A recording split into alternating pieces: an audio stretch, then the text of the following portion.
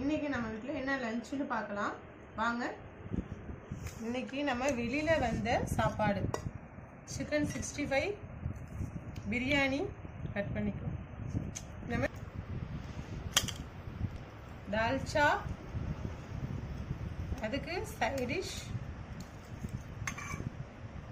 பச்சடி, கத்திரிக்காய் பச்சடி,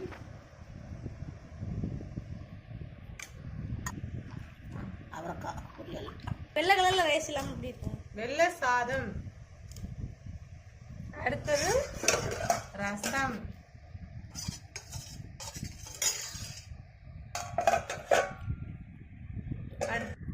சிக்கன் பிரியாணி,